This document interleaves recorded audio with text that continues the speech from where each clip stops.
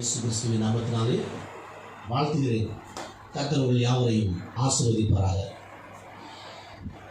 இந்த நாளிலே இயேசு கிறிஸ்துவினிடத்திலே அன்பாயிருக்கிறவர்கள் யார் என்கிற வேத வசனத்தை, அந்த சத்தியத்தை இந்த நாளிலே நாம் தியானிக்க போகிறோம்.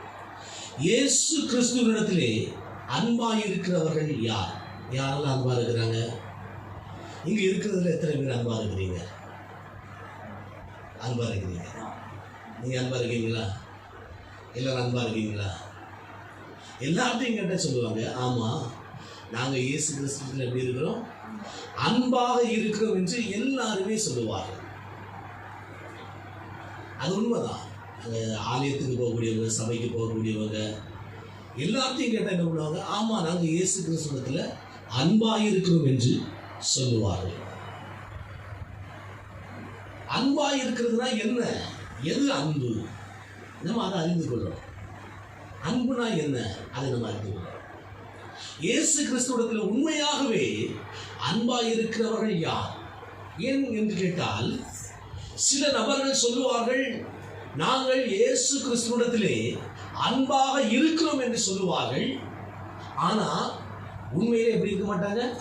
அன்பா இருக்க மாட்டாங்க. இயேசு கிறிஸ்துவுக்கு எதிராக வாழ்க்கையில செயல்படக்கூடியவங்களா இருப்பாங்க. இயேசு கிறிஸ்துவுக்கு எதிராக செயல்பட்டு விட்டு இவங்க என்ன சொல்லுவாங்க அப்படின்னா, நாங்க இயேசு கிறிஸ்துவத்துல அன்பாக இருக்கிறோம் என்று சொல்லுவாங்க. இவ்விதமாக அநேக ஜனங்கள் இன்றைக்கு ஜீவித்துக் கொண்டிருக்கிறார்கள். இந்த நாளிலே நாம் பார்ப்போம். யோவான் 14ஆம் அதிகாரம் 21வது வேத வசனம். யோவான் 14:21 படிங்க.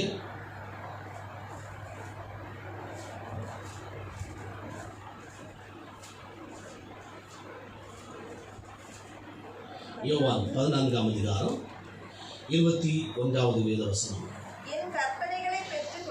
என் கற்பனைகளை பெற்றுக்கொண்டு அவைகளை கைக்கொள்ளுகிறவனே என்னிடத்தில் அன்பாயிருக்கிறான். என்னிடத்தில் அன்பாயிருக்கிறவன் என் பிதாவுக்கு அன்பாயிருப்பான்.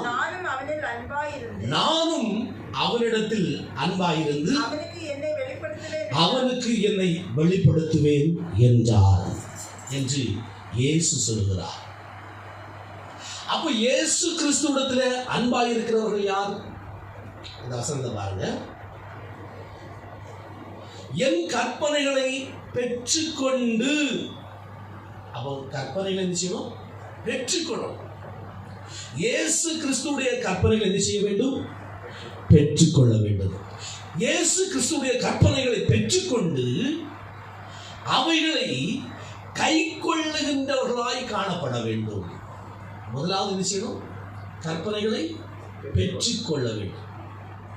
இயேசு கிறிஸ்துடைய கற்பனைகளை பெற்றுக்கொண்டு அவரிடத்தில் எப்படி இருக்க வேண்டும்? அவருடைய கற்பனைகளை கை கொள்ளணும். பெற்றுக்கொண்டு அதற்கு பிற்பாடு அதை கை கொள்ளவும் செய்யணும். இந்த இரண்டு காரியங்களை செய்ய வேண்டும். கற்பனைகளை பெற்றுக்கொள்ள வேண்டும். கற்பனைகள்னா என்னது? கற்பனைகள்னா என்னதுங்க? கற்பனைகள் என்னது? இயேசு கிறிஸ்து என்னென்ன உபதேசம் சொன்னாரோ அத்தனையும் அவருடைய கற்பனை தான். அவர் சொன்ன உபதேசங்கள் அத்தனையும் கற்பனை தான். ஒருவன் உன் வலது கரத்தில் அறைந்தான், உன் இடது கரத்தையும் அவனுக்கு காட்டு என்று சொல்லியிருக்கிறார். இது போல நிறைய உபதேசங்களை சொல்லியிருக்கிறார் இயேசு கிறிஸ்து. அவர் சொன்ன அத்தனை உபதேசங்களையும் பெற்றுக்கொள்ள வேண்டும். நாம் முதலாவது இருதயத்தில் பெற்றுக்கொள்ள வேண்டும். நம்முடைய வாழ்க்கையிலே நாம் அவைகளை பெற்றுக்கொள்ள வேண்டும். ஏன்னா நிறைய பேர் பெற்றுக்கொள்ள மாட்டாங்க. புரியல உங்களுக்கு? பெற்றுக்கொள்ள மாட்டாங்க. ஏன்னு கேட்டீங்கன்னா, வருவாங்க, பாட்டு படிப்பாங்க, ஜெபம் பண்ணுவாங்க, காணிக்கை போடுவாங்க, அவ்வளவுதான். ஏன்னா பைபிள் படிப்பாங்க. ஆனா இந்த உபதேசத்தை வாழ்க்கையில் என்ன செய்ய மாட்டாங்க? பெற்றுக்கொள்ள மாட்டாங்க. அந்த கற்பனைகளை பெற்றுக்கொள்ள மாட்டாங்க. நாம் என்ன செய்யணும்? பெற்றுக்கொள்கிறவர்களாக இருக்க வேண்டும். கற்பனைகளை பெற்றுக்கொள்ள வேண்டும். வாழ்க்கையை பெற்றுக்கொள்ளணும். அவர் என்ன சொல்லியிருக்கிறாருங்கிறத அதை அப்படியே நம்ம பெற்றுக்கொள்ள வேண்டும். அவர் என்ன உபதேசித்தார், என்ன போதித்தார், என்ன பிரசங்கம் பண்ணினார் என்பதை நாம் என்ன செய்ய வேண்டும்? பெற்றுக்கொள்ள வேண்டும். பெற்றுக்கொண்டுதான் நாம் கை கொள்ள வேண்டும். என்ன கரெக்டாக சொல்கிறாரு, என்ன பாயிண்டாக சொல்கிறாரு, என்ன அர்த்தத்தில் சொல்கிறாரு, என்ன மீனிங்கில் சொல்கிறாரு அப்படிங்கிறத என்ன செய்யணுமா? அதை பெற்றுக்கொள்ள வேண்டும். ஏன்னா அவர் சொன்ன அந்த உபதேசங்களை, அவர் சொன்ன அந்த சத்தியங்களை சரியாக நாம் பெற்றுக்கொள்ளாதவர்களாக இருக்கிறவர்கள் அநேக பேர் இருக்கிறாங்க. ஏன்னா தப்பாக மீனிங் எடுக்கிறவங்க, அதுக்கு என்ன ஒரு அர்த்தத்தை எடுக்கக்கூடியவங்க. பைபிளில் என்ன நேரடி அர்த்தம் என்ன இருக்குதோ அதுதான் முதலாவது முக்கியம். நேரடியாக என்ன அர்த்தம் முதலாவது சொல்லியிருக்குதோ அதுதான் முக்கியம். இரண்டாவது தான் அந்த ரகசிய அர்த்தம். அல்லேலூயா. அவ்விதமாக நாம் என்ன செய்யணும்? பெற்றுக்கொள்ள வேண்டும். அவர் என்ன சொல்ல வருகிறார், வேதம் என்ன சொல்ல வருகிறது, இயேசு என்ன சொல்லி இருக்கிறார், இதற்கு ஒப்புமையான வேத வசனங்கள் வேற இருக்கிறதா என்பதை என்ன செய்யணும்? நம்ம பெற்றுக்கொள்ள வேண்டும். சரியா முதலாவது என்ன செய்யணும்? பெற்றுக்கொள்ளும். பெற்றுக்கொண்டு அவைகளை என்ன செய்ய வேண்டும்? நாம் கை கொள்ள வேண்டும்.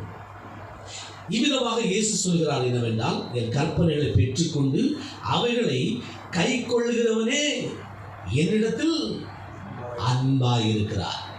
அல்லேலூயா சொல்லுங்க. அப்போ அந்த கற்பனைகளை கை கொள்ளுகிறவர்கள், பெற்றுக்கொண்டு கை கொள்ளுகிறவர்கள் தான் இயேசுவிடத்தில் எப்படி இருக்கிறாங்க? அன்பா இருக்கிறார். பெற்றுக்கொண்டாதாங்க அதை கை கொள்ள முடியும். ஏன்னா நிறைய பேர் வருவாங்க, கேட்பாங்க, ஆனால் உள்ளுக்குள்ள பெற்றுக்கொள்ள மாட்டாங்க. இதெல்லாம் கடைபிடிக்க முடியுமா பிரதர், இதெல்லாம் செய்ய முடியுமா பிரதர், அதெல்லாம் அந்த காலத்தில் பைபிள் காலத்துக்கு அது ஓகேயா இருந்துச்சு, இந்த காலத்துக்கு அதெல்லாம் ஒத்து வராது பிரதர், அதெல்லாம் செய்ய முடியாது அப்படின்னு சொல்லுவாங்க. அவர் இயேசுங்க, அவர் கடவுளுங்க, அவர் தேவனுங்க, அவர் செய்துட்டாரு. நம்ம எல்லாம் செய்ய முடியுமா? நம்ம செய்யணும் அப்படிங்கிறதுக்காக தான் அவர் சொல்லியிருக்கவே செய்திருக்கிறார். நாம் செய்ய வேண்டும் என்பதற்காகத்தான் அவர் நடந்தும் காட்டியிருக்கிறார். நாம் செய்ய வேண்டும், அதை கடைபிடிக்க வேண்டும் என்பதற்காகத்தான் தேவகுமாரனாக இருந்தவர், தேவகுமாரன் அவர் பூமியிலே மனிதனாக பிறந்து, மனிதனாகவே வாழ்ந்து, மனிதனாகவே எல்லாவற்றையும் செய்து காட்டியிருக்கிறார். எல்லாவற்றையும் செய்து காட்டி தான் சொன்னார், இதன்படி செய்யுங்கள். அல்லேலூயா. அவர் நடந்து காட்டியிருக்கிறாருங்க. இப்படி இப்படி நீங்க நடக்கணும், இப்படி இப்படி நீங்க பேசணும், இந்த மாதிரி தான் நீங்க ஜீவிக்க வேண்டும் என்று அவர் நடந்து காட்டியிருக்கிறாரு. வெறும் வாய் வார்த்தைகள்ல அவர் பேசிட்டு அவர் போகல, நடந்து காட்டியிருக்கிறார். அல்லேலூயா. பழைய ஏற்பாட்டில் பார்த்தீங்கன்னா கர்த்தர் என்ன சொன்னாரு? களவு செய்யாத, பொய் சொல்லாத அப்படி சொல்லி வெறும் வார்த்தை மட்டும் தான் இருந்துச்சு. அப்படின்னா அந்த புதிய ஏற்பாட்டில் அப்படி இல்லை, அவர் நடந்து காட்டியிருக்கிறார், செய்து காட்டியிருக்கிறார், நமக்கு முன்மாதிரியை வைத்து விட்டு போயிருக்கிறார். நான் உங்களுக்கு முன்மாதிரியை வைத்து போனேன் என்று இயேசு சொல்லுகிறார். அல்லேலூயா சொல்லுங்க. அப்படி என்றால் அவர் வசனங்களை, கற்பனைகளை, உபதேசங்களை, சத்தியத்தை நாம் பெற்றுக்கொள்ள வேண்டும். இருதயத்தில் முதலாவது பெற்றுக்கொள்ளுங்க. நிறைய பேர் இருதயத்திலே பெற்றுக்கொள்றது கிடையாது, காது கொடுத்து கேட்கறது கிடையாது. பாட்டு படிப்பாங்க, ஜெபம் பண்ணுவாங்க, காணிக்கை போடுவாங்க, அவ்வளோ. அதுக்கு மேலெல்லாம் பிரதர் அதெல்லாம் அப்படின்னா அவன் பெற்றுக்கொள்ள வேண்டும். வாழ்க்கையில் அதை ஏற்றுக்கொள்ளுங்கள், சத்தியத்தை ஏற்றுக்கொள்ளுங்கள், வசனத்தை ஏற்றுக்கொள்ளுங்கள், கற்பனைகளை ஏற்றுக்கொள்ளுங்கள், உபதேசத்தை ஏற்றுக்கொள்ளுங்கள், அதை பெற்றுக்கொள்ளுங்கள். வாழ்க்கையில அதை ரிசீவ் பண்ணுங்க. முதலாவது பெற்றுக்கொண்டு அப்புறம் என்ன செய்யணுமா? நம்ம கடைபிடிக்கவும் செய்யணும். அதை கடைபிடிக்க வேண்டும். அவர்கள் தான் இயேசுவிடத்தில் எப்படி இருக்கிறாங்க? அன்பா இருக்கிறாங்க. அல்லேலூயா. இயேசு சொல்றாரு பாருங்க, என்னிடத்தில் அன்பாய் இருக்கிறவன் என் பிதாவுக்கு அன்பாயிருப்பார். அப்ப இயேசுவிடத்தில் நம்ம அன்பாய் இருக்கிறோம் அப்படின்னாலே பிதாவினிடத்தில் எப்படி இருக்கிறோம்? நம்ம அன்பாய் இருக்கிறோம். நானும் அவனில் அன்பாயிருந்து அவனுக்கு என்னை வெளிப்படுத்துவேன். கைகளை தட்டி நாம வெளிப்படுத்துவோம். அல்லேலூயா. அப்படி என்றால் இயேசு கிறிஸ்துவிடத்தில் அன்பாய் இருக்கிறவர்கள் இயேசு கிறிஸ்துவிடத்தில் மாத்திரமல்ல பிதாவிடத்தில் எப்படி இருக்கிறாங்க? அன்பா இருக்கிறாங்க. ஏன்னா இயேசு என்ன சொல்றாங்க தெரியுமா? நான் உங்களுக்கு சொல்லக்கூடிய இந்த உபதேசங்கள்லாம் என்னுடையது அல்ல, என்னை அனுப்பின பிதாவுடையது. நான் சுயமாய் பேசவில்லை, நான் பேச வேண்டியது இன்னதென்று பிதாவை எனக்கு கற்பித்தார். அல்லேலூயா. பிதாவுடைய கற்பனைகளை தான் இயேசு சொன்னார். அப்படி என்றால் அந்த உபதேசத்தை கை கொண்டு பெற்றுக்கொண்டு அதை கை கொண்டு நடக்கிறவர்கள் இயேசுவிடத்தில் அன்பா இருக்கிறாங்க. இயேசுவிடத்தில் அன்பா இருக்கிறதுனால அவங்க யாரிடத்துல அன்பா இருக்கிறாங்க? பிதாவிடத்திலையும் அன்பா இருக்கிறார்கள். இயேசு சொல்றாரு, நானும் அவன் அன்பு வைப்பேன், அவன் இவ்விதமாக என்னிடத்தில் அன்பா இருக்கிறபடியினால் என்னுடைய கற்பனைகளை பெற்றுக்கொண்டு என் வசனத்தை பெற்றுக்கொண்டு என் உபதேசத்தை பெற்றுக்கொண்டு அவன் அதை கை கொண்டு நடந்து என்னிடத்தில் அன்பாய் இருக்கிறபடினால் நானும் அவனில் அன்பாயிருந்து அவனுக்கு என்னை வெளிப்படுத்துவேன் என்று கர்த்தர் சொல்கிறார். கைகளை தட்டி கர்த்தருக்கு நமக்கு வெளிப்படுத்துவோம். அல்லேலூயா. அப்போ கர்த்தர் தம்மை நமக்கு வெளிப்படுத்த வேண்டும் என்றால், இயேசு தம்மை நமக்கு வெளிப்படுத்த வேண்டும் என்றால் நம்ம என்ன செய்யணும்? அந்த கற்பனைகளை பெற்றுக்கொண்டு என்ன செய்யணும்? கை கொள்ளணும். அது கை கொண்டானா இயேசு கிறிஸ்து தம்மை நமக்கு என்ன செய்வார்? வெளிப்படுத்துவார். அல்லேலூயா. அது மட்டுமல்ல, இயேசு கிறிஸ்துடைய அன்பை நாம் பெற்றுக்கொள்ள வேண்டும் என்றால் என்ன செய்யணும்? இயேசு கிறிஸ்துடைய அன்பை பெற்றுக்கொள்ளணும் என்ன செய்யணும்? நான் அவரில் அன்பா இருந்து அப்படின்னு சொல்லி இருக்கிறார்ல, நான் அவரில் அன்பா இருந்து என்னை அவனுக்கு வெளிப்படுத்துவேன். அப்ப இயேசு நம்மிடத்தில் அன்பா இருக்க வேண்டும் என்றால் நம்ம என்ன செய்யணும்? கற்பனைகளை பெற்றுக்கொள்ள வேண்டும். அவருடைய கற்பனைகளை பெற்றுக்கொண்டு அதை நாம் கை கொள்ள வேண்டும். கை கொண்டால் இயேசுவும் நம்மிடத்தில் என்ன செய்வார்? அன்பாயிருப்பார். இயேசுவும் நம்மிடத்தில் அன்பாயிருப்பார். நாமும் அவரிடத்தில் அன்பாயிருக்கிறோம், அவரும் நம்மிடத்தில் அன்பாயிருப்பார். அப்போ இயேசுவின் மேல் நாம் அன்பு செலுத்துகிறோம், இயேசுவின் அன்பையும் நாம் என்ன செய்கிறோம்? பெற்றுக்கொள்கிறோம்.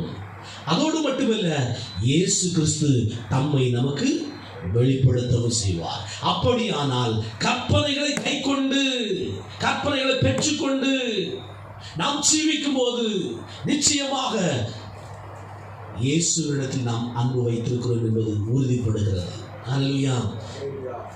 இன்னைக்கு வரைக்கும் கற்பனைகளை பெற்றுக்கொள்ளாதவர்கள், இயேசு கிறிஸ்துவின் அந்த வசனங்களை, சத்தியங்களை, உபதேசங்களை பெற்றுக்கொள்ளாதவர்கள், இருதயத்தில் ஏற்றுக்கொள்ளாதவர்கள், வாழ்க்கையில் அதை கடைபிடிக்காதவர்கள் இன்னும் இயேசுவிடத்தில் என்ன செய்யல? அன்பு வைக்கவில்லை. வசனத்தை படிக்கிறாங்க, வசனத்தை கேட்கிறாங்க, சரிதான். ஆனால் அதை கடைபிடிக்கவில்லை என்றால், வாழ்க்கையிலே அவைகளை பெற்றுக்கொள்ளவில்லை என்றால் இன்னும் இயேசுவின் மேல உண்மையான அன்பை வைக்கவில்லை. சும்மா ஒரு மாய்மானமான அன்பு தான் வச்சிருக்கிறாங்க. கேட்டா சொல்லுவாங்க, நாங்க இயேசுவிடத்தில் அன்பா இருக்கிறோம், நாங்க இயேசுவிடத்தில் அன்பா இருக்கிறோம். ஆனா இயேசு என்ன சொல்லுகிறார்? என் கற்பனைகளை பெற்றுக்கொண்டு அவைகளை கை கொள்ளுகிறவர்கள் தான் இடத்தில் அன்பா இருக்கிறார்கள் என்று இயேசு திட்டவட்டமாய் அவர் சொல்லுகிறார். என்னில் அன்பா இருக்கிறவன் என் பிதாவுக்கும் அன்பா இருப்பான், நானும் அவனில் அன்பு வைத்து என்னை அவனுக்கு வெளிப்படுத்தும் என்று திட்டவட்டமாக தெளிவாக அவர் சொல்லியிருக்கிறார். அல்லேலூயா. மாய்மானமான ஒரு அன்பை இயேசுவிடத்தில் காட்டக்கூடாது. ஒருவேளை வசனத்தை கேட்கிறவங்களா மட்டும் இருக்கிறவங்களாய் நாம் இருந்தால் இன்றைக்கு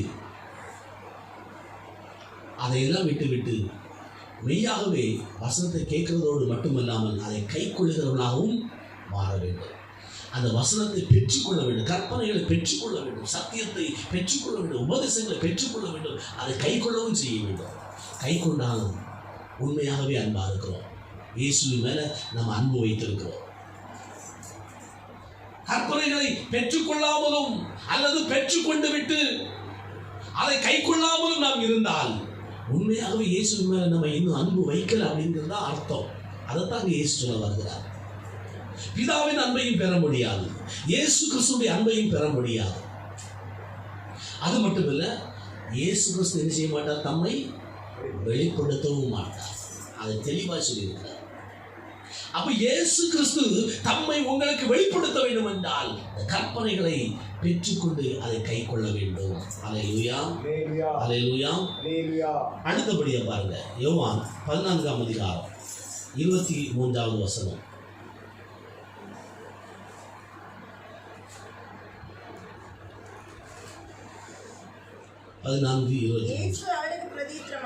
இயேசு அவனுக்கு பிரதித்திரமாக, ஒருவன் என்னில் அன்பாயிருந்தால் என் வசனத்தை கை கொள்ளுவான். என்னிடத்தில் அன்பா இருக்கிறான், அவன் என்ன செய்வான், வசனத்தை கை கொள்ளுவான். என்னிடத்தில் அன்பா இருக்காதவர்கள் என் வசனத்தை கை கொள்ளவே மாட்டார்கள்.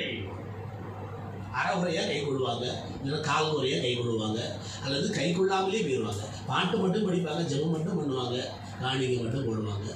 அதை என்ன செய்ய மாட்டாங்க, வசனத்தை கை கொள்ள மாட்டார்கள், உபதேசத்தை கை கொள்ள மாட்டார்கள், சத்தியத்தை கை கொள்ள மாட்டார்கள். அப்ப அவங்க இயேசுவின் மேல என்ன வைக்கல, உண்மையான அன்பு என்ன வைக்கல. அவங்க மாய்மாரமான அன்பு தான் என்ன பண்ணியிருக்கிறாங்க, வைத்திருக்கிறார்.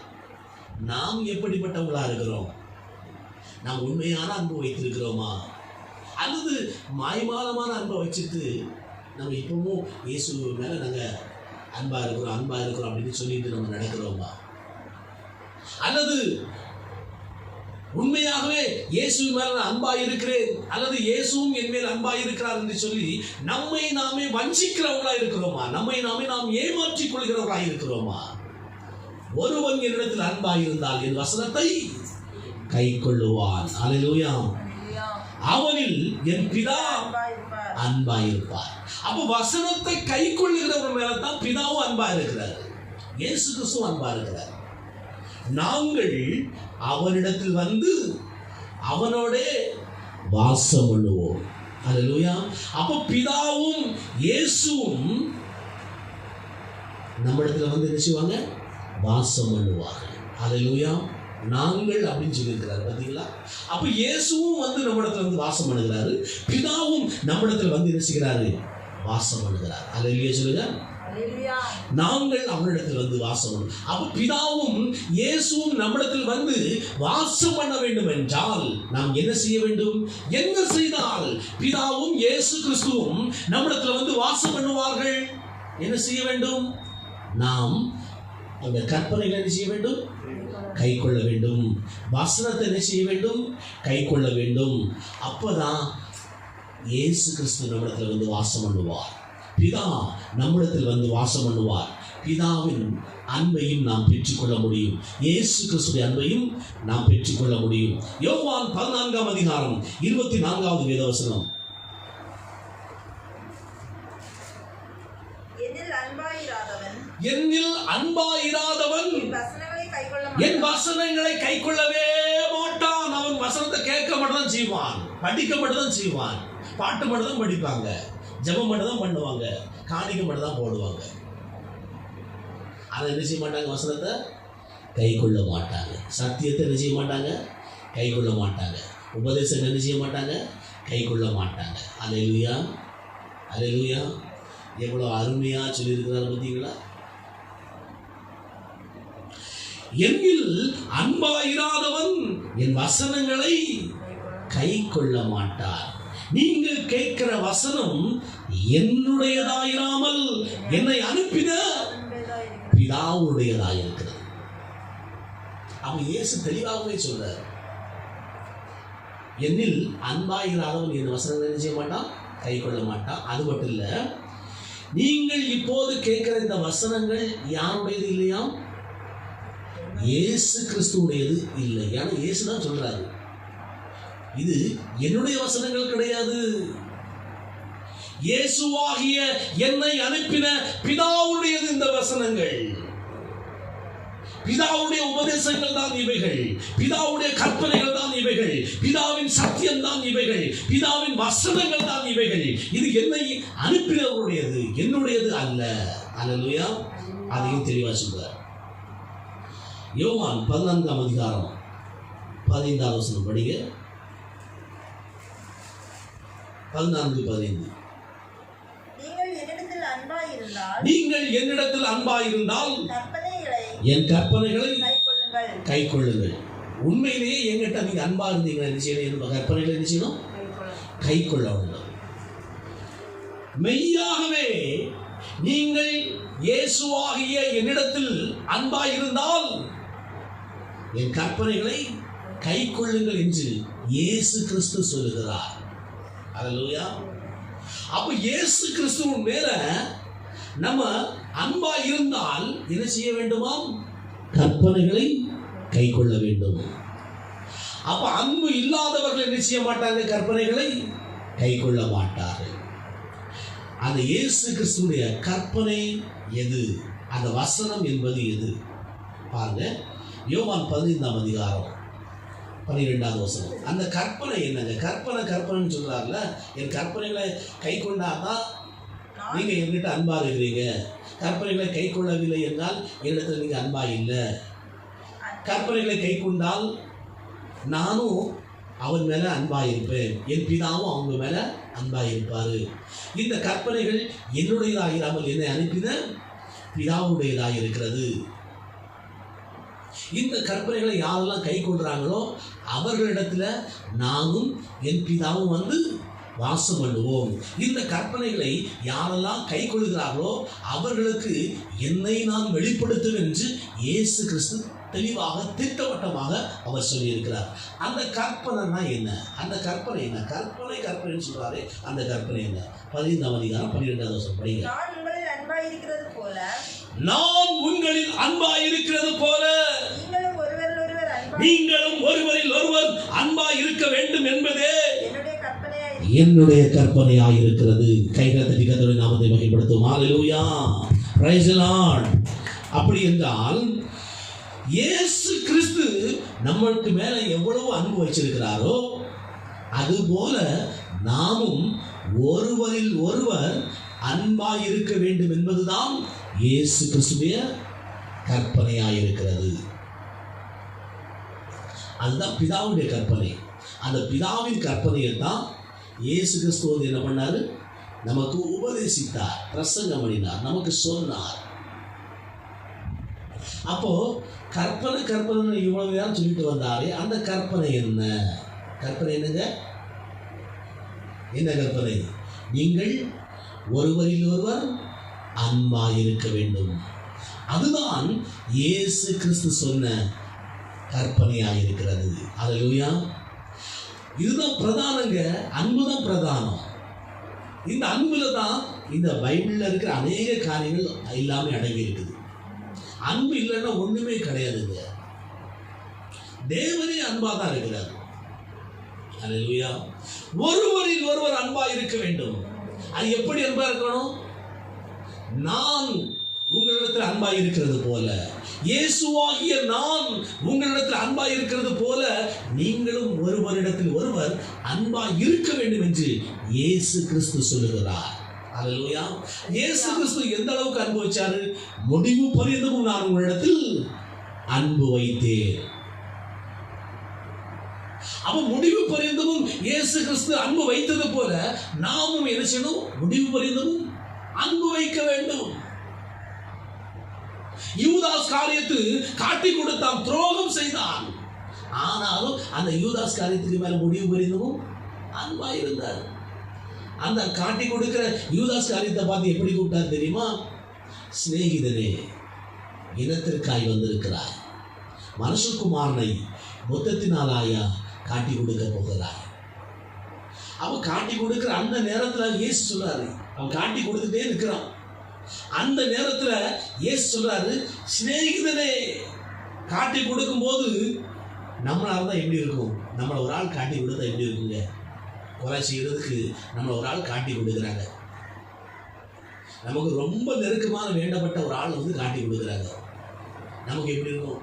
துரோகி, பச்சை துரோகி, இப்படி காட்டி கொடுத்துட்டானே, கூட இருந்தானே, கூட இருந்து குழி பறிச்சுட்டானே, அப்படிதான் நம்ம சொல்லுவோம்.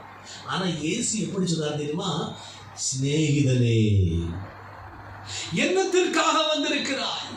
மனுஷகுமாரனை முத்தத்தினாலே காட்டி கொடுக்க போகிறாய். சிநேகிதனே அப்படின்னு தான் கூப்பிட்டார்.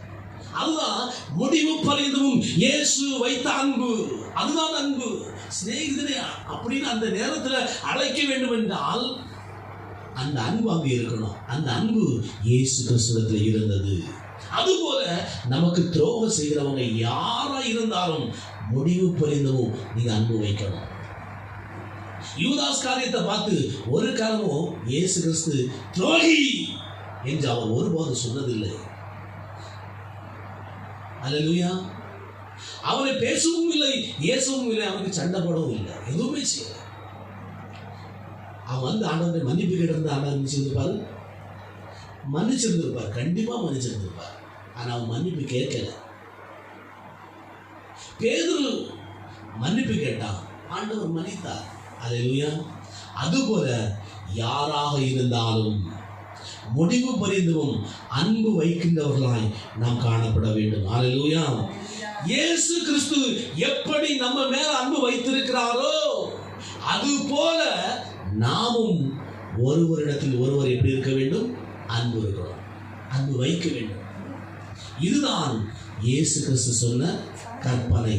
இந்த கற்பனைகளை கைக்கொள்ளுகிறவர்கள் அவர்கள் இயேசுவின் மேல அன்பாயிருக்கிறாங்க, பிதாவும் அவர்கள் மேல அன்பாயிருக்கிறார்.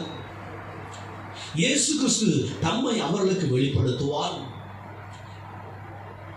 இயேசு கிறிஸ்துவும் பிதாவும் அவர்களிடத்தில் வந்து வாசம் பண்ணுவார்கள். அல்லேலூயா. எதை போல அன்பா இருக்க வேண்டும் பாருங்க. யோவான் 15ஆம் அதிகாரம் 12 மற்றும் 13 ஆகிய வசனங்கள் படிங்க. நான் உங்களில் அன்பாய் இருக்கிறது போல நீங்களும் ஒருவரில் ஒருவர் அன்பாய் இருக்க வேண்டும் என்பதே என்னுடைய கற்பனையாய் இருக்கிறது. ஒருவன் தன் சிநேகிதருக்காக தன் ஜீவனை கொடுக்கிற அன்பிலும் அதிகமான அன்பு ஒருவரிடத்திலும் இல்லை. அல்லேலூயா. சிநேகிதருக்காக தன் ஜீவனை கொடுக்கிற அன்பு, ஒருவருக்காக ஒருவர் ஜீவன் கொடுக்கக்கூடிய அளவுக்கு அந்த அன்பு, அதுதான் அன்பு. இயேசு கிறிஸ்து நமக்காக ஜீவனை கொடுத்தார். அவ்வளவு தூரம் நம்ம மேல் அன்பு வைத்திருந்திருக்கிறார். நமக்காக ஜீவனை கொடுத்தாரா இல்லையா? ஜீவனை கொடுத்திருக்கிறார். அந்த அளவாய் நம்ம மேல் அன்பு வைத்திருக்கிறார். சீடர்களுக்காக இயேசு ஜீவனை கொடுத்தாரா இல்லையா? அந்த இயேசு கிறிஸ்து அவருடைய சீடர்களுக்காகவும் ஜீவனை கொடுத்தார், நமக்காகவும் ஜீவனை கொடுத்தார், நம்முடைய சந்ததிகளுக்காகவும் ஜீவனை கொடுத்தார், நம்முடைய குடும்பத்துக்காக ஜீவனை கொடுத்தார், நம்முடைய தேசத்துக்காக ஜீவனை கொடுத்தார், உலகத்துக்காகவே ஜீவனை கொடுத்தார் இயேசு கிறிஸ்து. அந்த அளவாய் நம்ம மேல அன்பு வச்சிருக்கிறார். அதுபோல இயேசு கிறிஸ்து அன்பு வச்சிருக்கிறது போல நாமும் மற்றவங்க மேல என்ன செய்யணுமா? அன்பு காட்டணும். எப்படி? ஜீவனை கொடுக்கிற அளவுக்கு அன்பு வைக்கணும். துரோகின்னு சண்டை போடக்கூடாது. அவனை இவனை அவளை இவளை இப்படி பண்ணிட்டே அப்படி பண்ணிட்டே இயேசு எங்கேயுமே அப்படி பண்ணல. அப்போ இந்த மாதிரி அன்பு வைக்காதவர்கள் இயேசுவையும் நேசிக்கவில்லை. மனுஷனை நேசிக்காதவர்கள், மனிதன் மேல அன்பு கூறாதவர்கள் இயேசுவின் மேலையும் அன்பு வைக்கவில்லை. ஏன்னா அதுதான் கற்பனை. அந்த கற்பனை கைக்கொள்ளலையே, அன்பு என்கிற கற்பனையை கைக்கொள்ளவில்லையே, அன்பு என்கிற கற்பனையை பெற்றுக்கொள்ளவில்லையே. பெற்றுக்கொள்ளாதவர்கள் இயேசு கிறிஸ்துவிடத்திலையும் எப்படி இருக்கவில்லை? அன்பாய் இருக்கவில்லை. பிதாவினிடத்திலையும் அன்பாய் இருக்கவில்லை. அந்த அன்பு என்கிற கற்பனையை கை கொள்ளாதவர்கள் மேல் இயேசு கிறிஸ்துவும் அன்பாய் இருக்க மாட்டார், பிதாவும் அன்பாய் இருக்க மாட்டார். அன்பு என்கிற அந்த கற்பனையை கை கொள்ளாதவர்களுக்கு இயேசு கிறிஸ்து தம்மை வெளிப்படுத்த மாட்டார். அன்பு என்கிற கற்பனையை கை கொள்ளாதவர்களிடத்திலே இயேசுவும் பிதாவும் வந்து என்ன செய்ய மாட்டார்கள்? வாசம் பண்ண மாட்டார்கள். அல்லேலூயா. அன்பு என்கிற கற்பனையை கை கொள்ள வேண்டும். அதை கை கொள்ளுகிறவர்களிடத்தில் தான் பிதாவும் இயேசுவும் வந்து என்ன செய்வார்கள்? வாசம் பண்ணுவார்கள். கைகளை தட்டி கதறி மேம்படுத்துவோம். அல்லேலூயா, அல்லேலூயா, ஸ்தோத்திரம். அடுத்தபடியாக பார்த்தீங்கன்னா, ஏன் ஒருவரிடத்தில் ஒருவர் நம்ம அன்பா இருக்கணும்? ஏன் நம்ம அன்பு வைக்கணும்? ஏங்க அன்பு வைக்கணும்? அப்படி கட்டாயமா? கட்டாயம் தாங்க. கிறிஸ்தவத்தில் அது கட்டாயம்தான், மற்ற எதுலையும் எப்படி தெரியாது. ஆனால் கிறிஸ்தவத்தில் கட்டாயம் அன்பு வச்சுதான் ஆகணும். அன்புங்கிற கற்பனையை கை கொண்டு தான் ஆகணும், வேற வழியே கிடையாது. இயேசு எப்படி அனுபவிச்சாரோ அது போல வச்சு தான் ஆகணும். பார்த்தீங்கன்னா 1 யோவான் 4ஆம் அதிகாரம் 7-8 வசனங்கள் படிங்க. 1 யோவான் 4:7-8.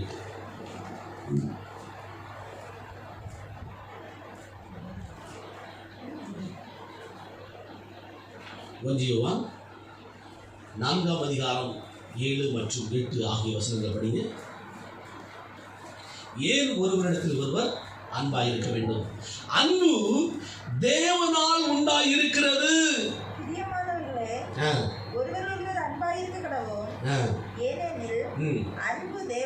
அன்பு தேவனால் உண்டாயிருக்கிறது. அந்த அன்பு எப்படி யாரால் உண்டாயிருக்கிறது? தேவனால் உண்டாயிருக்கிறது. அதனால நம்ம அன்பு வச்சுதான் ஒண்ணு. ரெண்டாவது அடுத்து அன்புள்ள எவனும் தேவனால் பிறந்து அவரை அறிந்திருக்கிறான். அன்பில்லாதவன் தேவனை அறியான். தேவன் அன்பாகவே இருக்கிறார். அல்லேலூயா சொல்லுங்க. அப்போ ஏன் அன்பு வைக்க வேண்டும் என்றால், அன்பு உள்ளவர்கள் தான் தேவனால் பிறந்திருக்கிறார்கள். அல்லேலூயா சொல்லுங்க. அன்பு உள்ளவங்க தான் தேவனால் பிறந்திருக்கிறார்கள். அன்பில்லாதவர்கள் தேவனால் என்ன செய்யவில்லை? பிறக்கவில்லை. அல்லேலூயா. நீங்க தேவனால பிறந்திருக்கீங்களா இல்லையா? தேவனால நீங்க பிறந்திருக்கீங்கன்னா அன்புங்கிறத கற்பனை நீங்க கை கொண்டு தான் ஆகணும். 2 என்ன அப்படின்னா, ஒன்று தேவனால் பிறந்தவர்கள், இன்னொன்று மனுஷனுடைய சித்தத்தினால் பிறந்தவர்கள், பிசாசினால் உண்டானவர்கள். நீங்க யாரால உண்டாயிருக்கிறீங்க, பிறந்திருக்கிறீங்க? உண்மையிலேயே நீங்க தேவனால பிறந்தவங்களா இருந்தா என்ன செய்வீங்க? இந்த அன்புங்கிற கற்பனையை கை கொள்ளுவீர்கள். ஒருவரில் வருவார். எப்படிப்பட்ட அன்பு? இயேசு அன்பு வைத்தது போல, இயேசு நம்ம மேல அன்பு வச்சது போல, ஜீவனை கொடுக்கக்கூடிய அளவுக்கு அன்பு வைத்தாரே, அது போல நாமும் மற்றவங்க மேல, பிறர் மேல, அடுத்தவங்க மேல ஜீவனை கொடுக்கக்கூடிய அளவுக்கு நாம் அன்பு வைக்க வேண்டும். அல்லேலூயா. அப்பதான் நம்ம தேவனால் உண்டாயிருக்கிறோம் அப்படின்னு அர்த்தம். அடுத்த பாருங்க, அவரை அறிந்திருக்கிறார். அன்புள்ளவங்க தான் என்ன பண்ணியிருக்கிறாங்க? அவரை அறிந்திருக்கிறாங்க. அன்பில்லாதவன் தேவனை அறியான். அப்போ அந்த இயேசு கிறிஸ்து நம்ம மேல அன்பு வைத்தாலே, அதுபோல நாமும் அடுத்தவங்க மேல ஒருவரில் ஒருவர் நாம் அன்பா இருக்க வேண்டும். இப்படிப்பட்ட அந்த அன்பை காட்டாதவர்கள், அந்த அன்பை வெளிப்படுத்தாதவர்கள், அன்பில்லாதவர்கள் தேவனை அறியவே இல்லை. இந்த ஆண்டவரை அறியல. அதை சொல்லுவாங்க, நாங்க ஆண்டவர் அறிஞ்சவங்க, நாங்க ஆண்டவர் அறிஞ்சவங்க, நாங்க ஆண்டவர் அறிஞ்சிருக்கிறோம், நாங்க ஆண்டவர் அறிஞ்சிருக்கிறோம். யாருங்க அறிஞ்சிருக்காங்க? அன்பில்லாதவன் தேவனை அறியான். நீங்க அன்பா இருந்தா தான் நீங்க தேவனை அறிஞ்சிருக்கிறீங்க. கேட்டா சொல்லுவாங்க, நீங்க ஆண்டவர் அறிஞ்சிருக்கீங்களா? ஆமா. எப்படி அறிஞ்சிருக்கீங்க? அவர் பேரே இயேசு கிறிஸ்து. அவரு கன்னிமரியோட வயிற்றில் பிறந்தார். யோசேப்பு அவருக்கு தகப்பன். அவர் யூதேயாவில் பிறந்தார், பெத்லெகேமில் பிறந்தார். அப்படி சொல்லி அவருடைய வாழ்க்கை சரித்திரத்தெல்லாம் சொல்லுவாங்க. சிலுவையில் அறையப்பட்டார், மரித்தார், அடக்கம் பண்ணப்பட்டார், உயிரோடு எழுதினார், எனக்காகத்தான் மரித்தார். அப்படி பாட்டெல்லாம் கூட படிச்சிருவாங்க.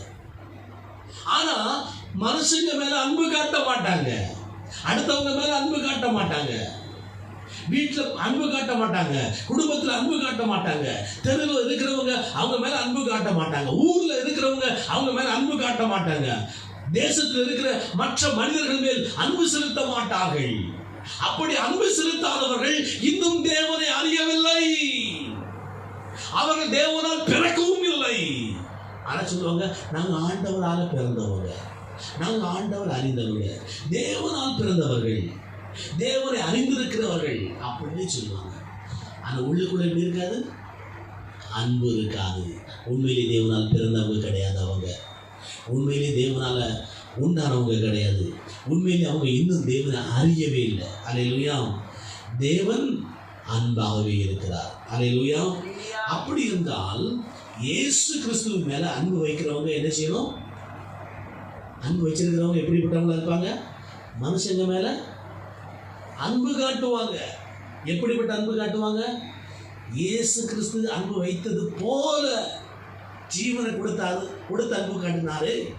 அது போல மற்றவங்க மேலே ஜீவனை கொடுக்கக்கூடிய அளவுக்கு அன்பு வைக்கிறவங்க, அவங்க தான் இயேசு கிறிஸ்துவிடத்தில் அன்பாக இருக்கிறாங்க. அல்லேலூயா. 2 யோவான் 4ஆம் அதிகாரம் 11ஆவது வசனம். தேவன் இவ்விதமாய் அன்பு கூர்ந்ததினால் நாமும் ஒருவரிடத்தில் ஒருவர் அன்பு கூற கடனாளிகளாய் இருக்கிறோம் என்று அந்த வசனத்தில் சொல்லியிருக்கிறது. அப்படி இருந்தால் தேவன் இவ்விதமாக ஜீவனை கொடுத்து அந்த விதமாக நம்மிடத்துல அன்பு கூர்ந்ததுனால நாமும் ஒருவரிடத்தில் ஒருவர் அன்பு கூற கடனாளிகளாக இருக்கிறோம். அன்பு எப்படிப்பட்டது? அன்பு எப்படிப்பட்டதுங்க? 1 கொரிந்தியர் 13ஆம் அதிகாரம் 1-7 வரைக்கும் அன்பை பற்றி தான் சொல்லியிருக்குது. அன்பு எப்படிப்பட்டது அதை வீட்டில் போய் படித்து பாருங்க. சரிங்களா? வீட்டில் போய் படித்து பாருங்க அன்பு எப்படிப்பட்டது.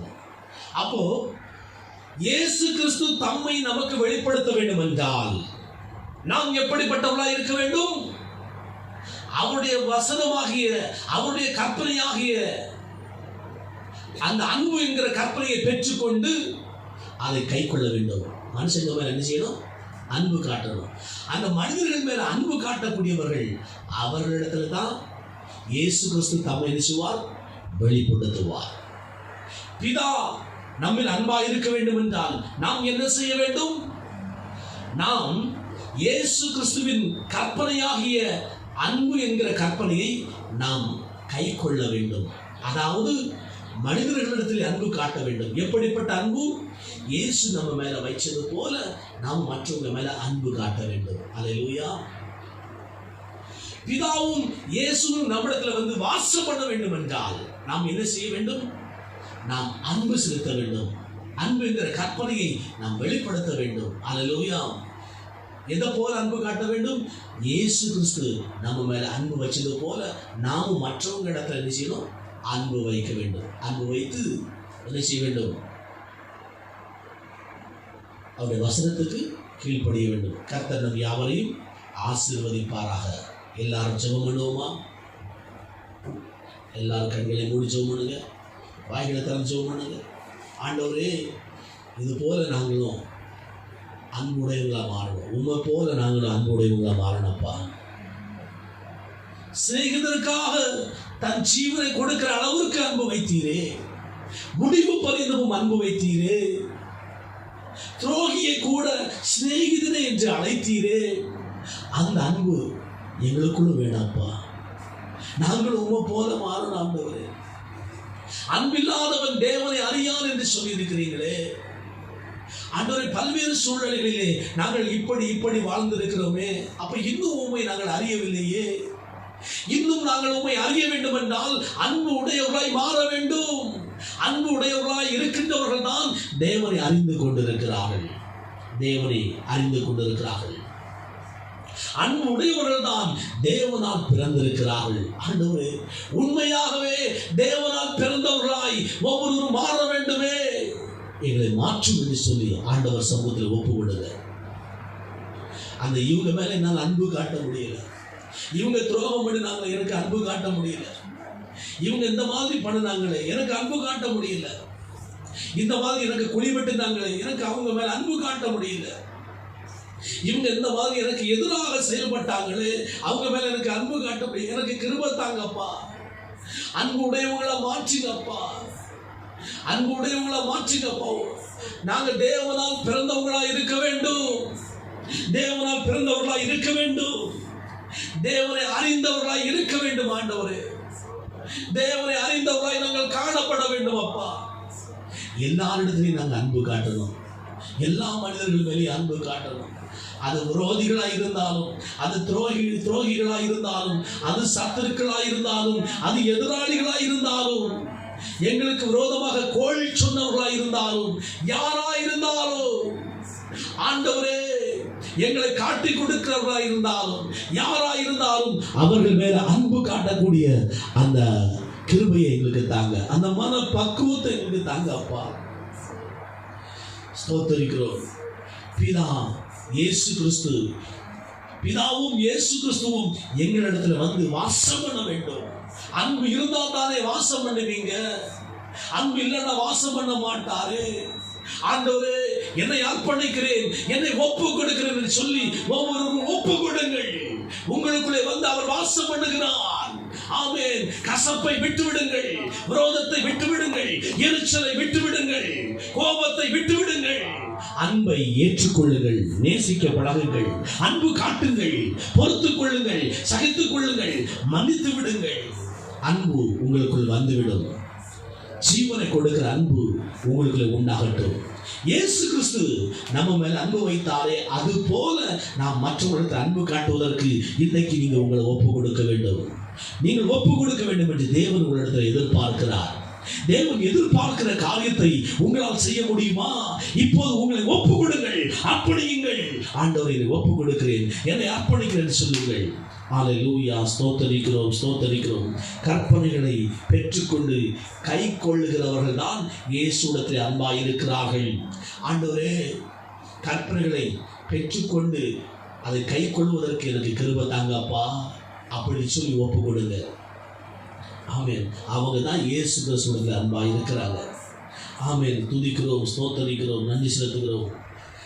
அப்படி அந்த கற்பனைகளை பெற்றுக்கொண்டு அதை கை கொள்ளுகிறவங்க மேலே தான் இயேசு கிறிஸ்துவும் அன்பாக இருக்கிறார்.